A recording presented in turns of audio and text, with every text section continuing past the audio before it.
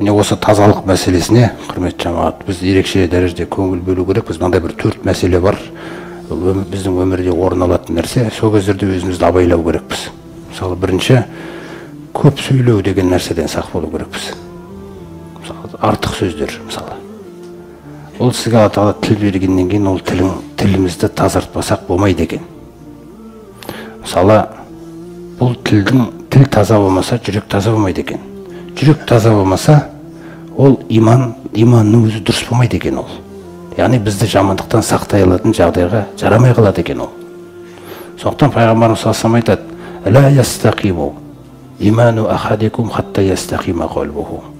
Сендердің біреулеріңнің иманы түзу болмайды. Иманның түзулігі деген нәрсе бар. Неге? Өйткені біз иман келтіргенбіз, бірақ біз ғайбат айтып жатырмыз. Біз жағында біреумен ұрысып жатырмыз. Біз сараңдық қылып жатырмыз. Ол түзулік па? Сендердің біреулеріңнің иманы түзу бола алмайды дейді, жүрегі түзелмейінше.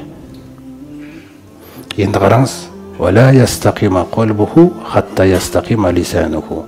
Жүрегі оның түзелмейді, тілі түзелмейінше дейді. Олай болса, тіл, мына бізге берген тіл. Осының өзіне иелік ете алсаң, сен бақытты адамсың. Сен бақыттысың.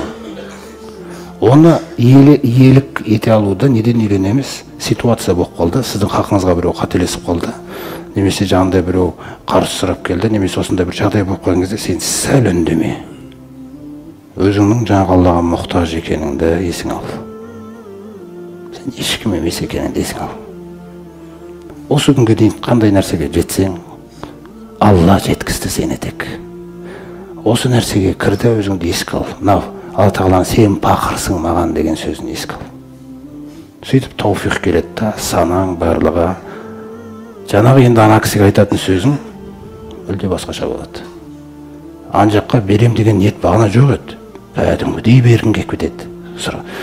Сол сәл нәрсе керек құр. Сәл өзіңді Алламен байланыстыратын сәттер керек. Ол нәрсесіз кіріспеңіз, іске, сөзге кіріспеңіз. Ақылдың өзі істейтін уақыты тек сол кезде. Жаңағы кішкене ойланасыз, Алла Тағала ақылыңа тауфиқ береді да, сосын ол сізге Алла риза болатын нәрсені ғана істетеді. Біріншіден, сондықтан сөйлеу мәселесінде бұл тіл деген нәрсенің өзіне осылай назар аударатын болсақ, көп сөйлей бермеуді, болмайтын сөздер, анекдоттар болсын, тағы да басқа нәрселер, ғайбат, өсек уже жеркенетін уақытың біз жетті оған. Ол жаман нәрсе. Жоқ тіліңізде сол нәрсе. Соған жету керекпіз біз.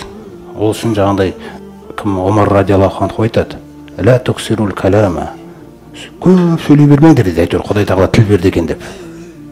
Ұйымдастырып тілдерді тарсылдатып сөйлей бермеңдер дейді да, өйткені көп сөйлей беретін кездерінде фаинна касратал калами тужидул қалбал қасия, жүрегіңді қатайтып тастайды дейді. Жүрек қатаяды да, сіз өзіңіздің кемшіліктеріңізді көре алмайтын боласыз, мүлде. Бірақ біреулердікін кәдімгідей көретін боласыз. Өзіңдікін мүлде көре алмайтын боласыз. Жүрегің қатайып кетеді дейді. Ал жүрегі қатайған адам Алладан ең алыс отыратын адам болады дейді ертең қияметте, мысалы. Орны. Сондықтан тіл, осы нәрсені түзесек, бірінші ол тазару мақсатында. Екінші, кәсірету тоғам. Мысалы, жаңағыдай көп тамақ жей беру деген нәрседен де тоқтауға тырысу керекпіз. Мысалы, біздің осы Рамазан айында біз сәресін ішеміз ғой. Енді біздің сәре ішіп атқанымыздан сахабалар көрсе, білмеймін бізге не айтатынын олар. Біз сәресін ішкен кезде, біз шын мәнінде қарнымыз ашпайды кешке дейін. Өйткені біз оны сол үшін ішеміз ғой да. Міне, енді Аллаға шүкір, әйтеуір ораза ұстап, Алла Тағала дидарын іздеп жүрміз ғой. Сонда да біз сондай нәрселер бар бізде. Содан не орылым? Өйткені ол сіздің есте сақтау қабілеті, Құранға көңіл беру бір не, сондай жақтарға есік ашады ол. Алланы жауып тастайды. Көрдіңіз бе? Көп нәрседен ең келмей қалады. Сол оразаның өзінде біз сезе алмай қаламыз. Яғни оразаның өзі мақсаты Аллаға мұқтаждығыңды сездірту ғой. Енді мысалы физикалық жұмыс істеп жүргендер бар. Тамақ ішкенмен де заводта істеп, шахтада істеп, олар сезеді енді. Өйткені жоқ болып кетеді ғана бірден. Олар шын мәнінде сезеді да. Енді олардікі шын мәнінде Аллаға мұқтаждықты сезіліп жатқан нәрсе болады да, мысалы. Одан кейін касратул мухалата дейді. Мына адамдармен мысалы көп араласа беру. Әр жерге араласа бересің да. Араласа бересің, әйтеуір танысың көп болу керек. Менде таныс көп, менде не көп, менде ол керек емес, ол тақырып. Алла Тағала Ал-Құран сүресінде не деді? Ваттабиғ мән әл-анаба сабила мән анаба илайя. Мына инабат деген сөз бар ғой бізде. Инабат деген нәрсе тәубаны білдіреді. Бірақ тәубадан ерекше бір тұсы, бұл енді жүрегің нақты Алла Тағалаға қарай еңкейген, иілген адамды білдіреді. Күнәдан шын қайтқан адамды білдіреді. Мен соқтан Алла Тағала айтады, сол күнәдан шын қайтқан адамның қасында жүр дейді. Әйтпесе басқасы ғайбатты үйретіп жібереміз бір-бірімізге.